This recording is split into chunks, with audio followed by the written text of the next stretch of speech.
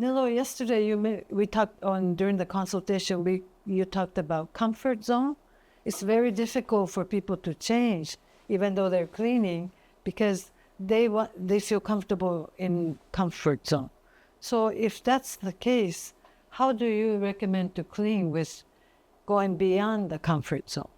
First, I want to say that I love a comfort zone. Of course, everybody does. Everybody. Yeah. Everybody. So it is normal in our life to repeat whatever is good, or we feel good, or we feel safe. It is normal. It is natural. But sometimes I understand that staying in comfort zone means that we limit our possibilities and our life, because doing something new in life, it's what is hard, because it's not easy to change something, but it is what we say, the salt of life. I don't know if it is the salt of life. It is a meaning of a purpose of life, given only exploring new things. Even if at the beginning, going out from the comfort zone could be painful. It is not easy. It is not easy.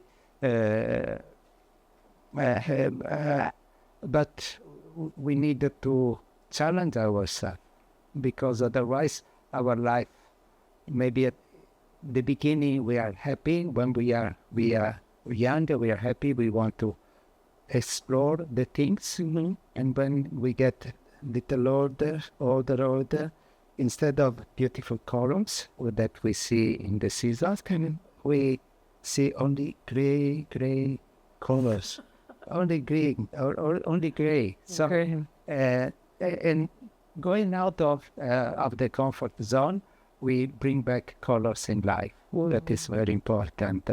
And in this way, so we do not get old, really, spiritually, mentally, and also with the body. If we do something different, the body at the beginning complain, but then the body love doing something new.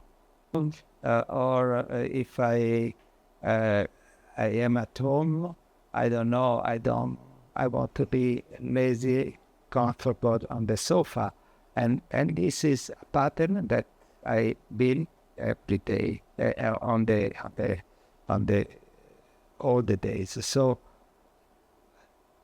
through the Ho'oponopono, through the cleaning, I can see what are my patterns, not only physical pattern, but also mental pattern. Because for me, the most teachings from Ho'oponopono come that I have to know myself. Ho'oponopono let me to know myself. And this is the meaning of Ho'oponopono. Ho'oponopono, it's okay. The prayer that we say, or the cleaning tool, are means, and not the ends of our lives. Ho'oponopono is something that we can get to improve really our life. It is not. It is more than a religion. The religion, it is enough that you worship somebody or something, but here Ho'oponopono teaches us to not to worship, but to know ourselves and to respect ourselves, to take care of ourselves. And taking care of ourselves means to observe ourselves on different levels. As I said, the body, anyway, even for those that are new students, think about what are your body reaction during the day, or what disease you had in your life. And there is always a reason for a disease. A reason that we don't know, but the reason that always comes from some repeating thoughts or memories that we have sometimes consciously, sometimes unconsciously. But if we review our life, or we see our life in a different way in this perspective, we can see that there are some places that we repeat, we stay there, and staying there, we stay it is a comfort zone, but could be there's a toxic zone. Toxic zone. So, comfort zone means repeating a situation.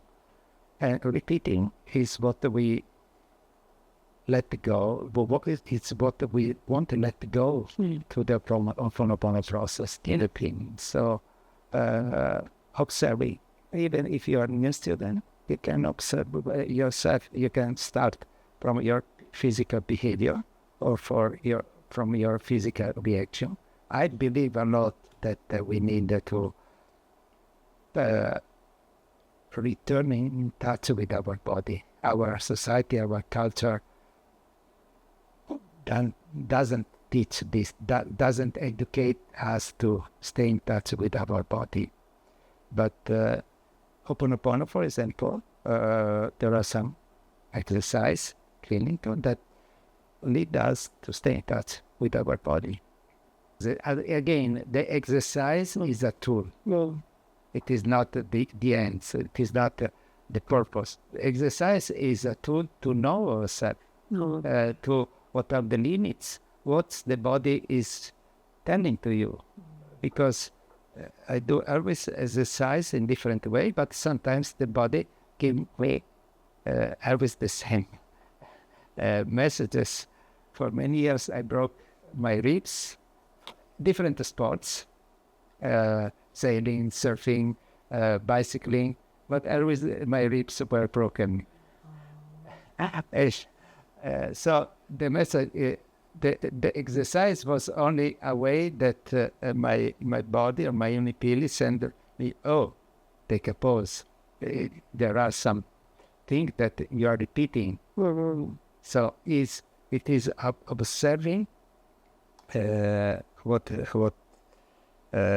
is gone in my life that helped me to understand that repeating the things, it limits a lot my life. So repeating all the things, this is my experience. Having the routine, for example, it's okay because educate our body, our mind, but at some point it is important to be able to get out from the routine. Otherwise the routine become memories, become something, limitations of our life.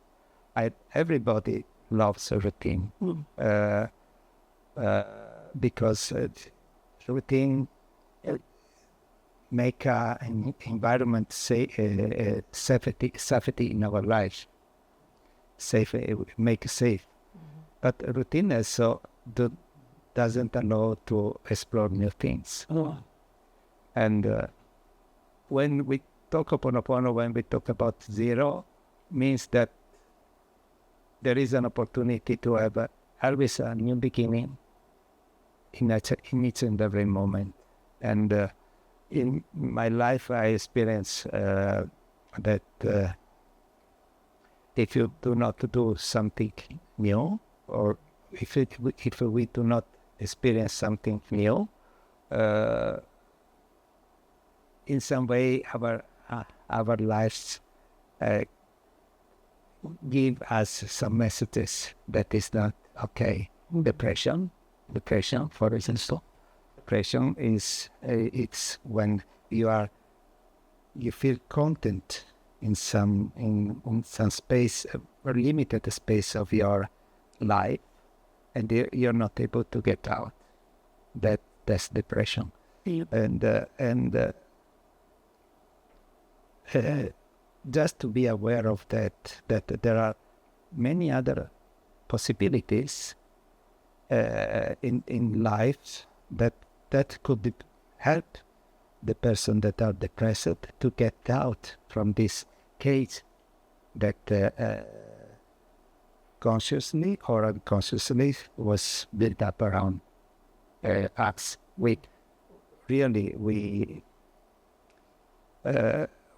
When we say that our life is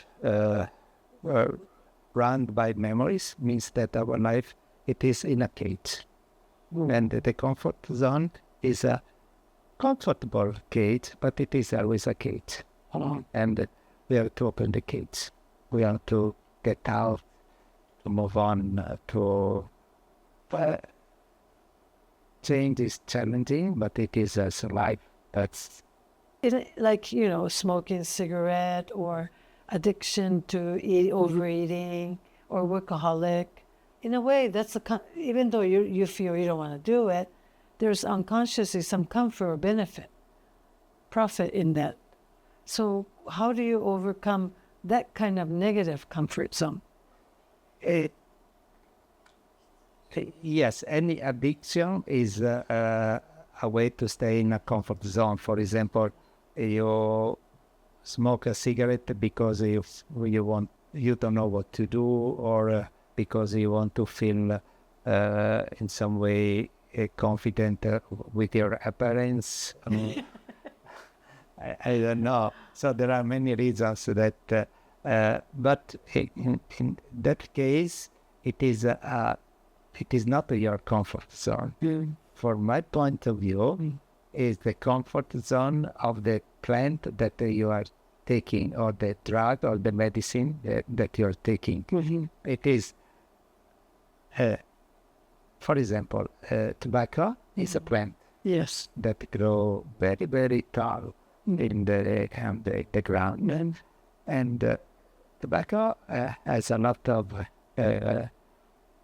energy, life energy, and they want to reproduce each other, the plants. How can they reproduce? They use the human beings, to help them to reproduce. You want the tobacco. In order to have tobacco, you buy tobacco. You buy tobacco, and so there is a market for tobacco. Yes. And so the farmer plant tobacco. Yes. So the tobacco is the plant of tobacco is reproduced because you smoke. And so you're not doing your willing, but you do the willing of tobacco that won't reproduce. Oh. Think about that. Or also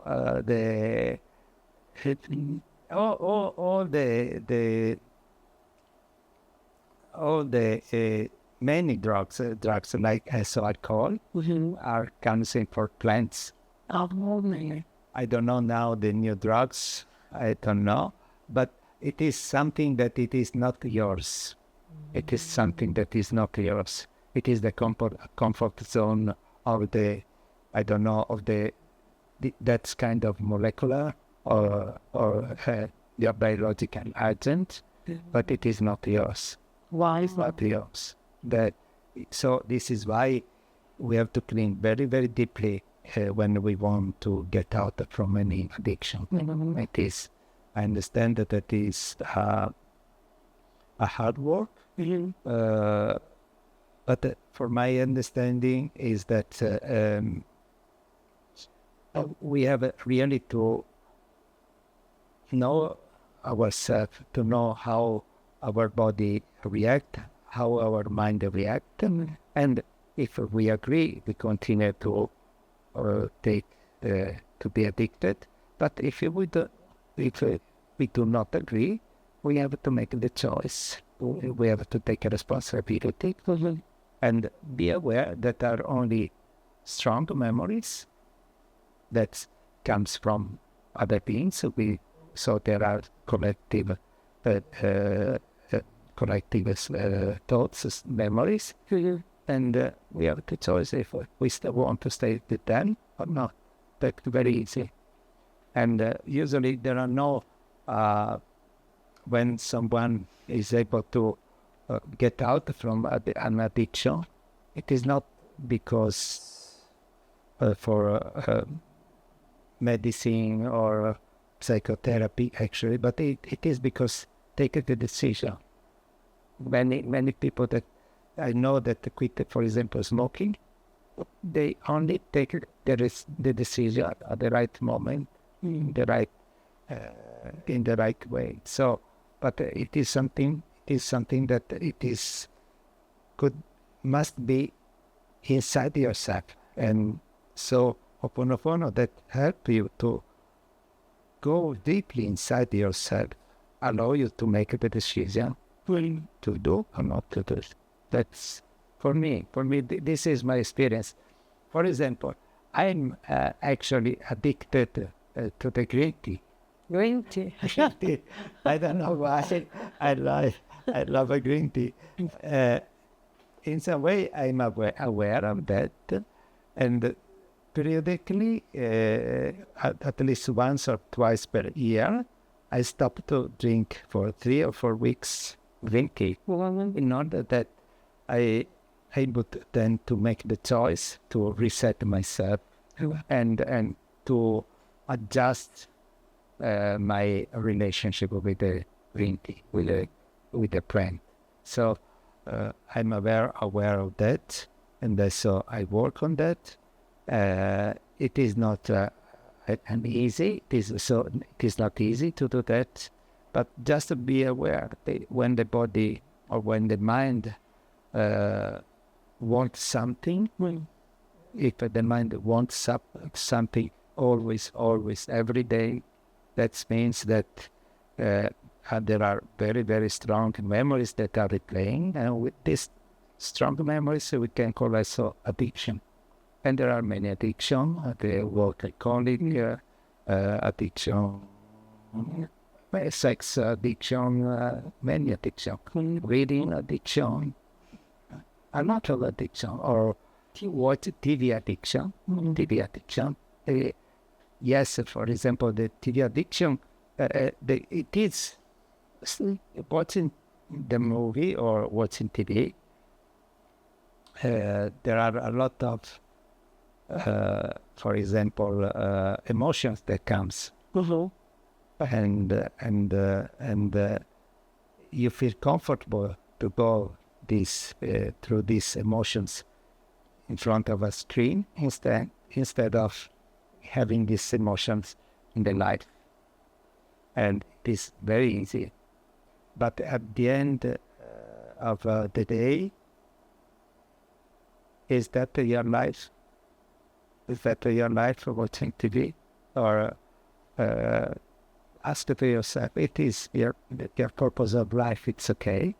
But to the clean, maybe you can discover that maybe you're not so much happy at the end of the day if you watch, for example, a marathon of TV series. Are you really happy at the end of the day? I don't know. Yes, this for me too. So sometimes I love some series, but I love in that moment. But at the end, I say, what for? What for? Is that life? Is that life? It is. So we have to also do introspection. Yes, and that is it. This is the way that I do Ho'oponopono, an opportunity to introspect, to look into myself. This is, I think, the way that Ho'oponopono becomes worthy for life, because otherwise it is a practice, as many other practices or religions, that we don't know why we pray. Maybe we feel comfortable because we pray together with others, something like that. But at the end, what is what you really get from there? I think that we have to live our life as much as possible forward. And the life is a gift that it came to us, and so we have to exploit. I say I like to exploit myself, to use myself for life.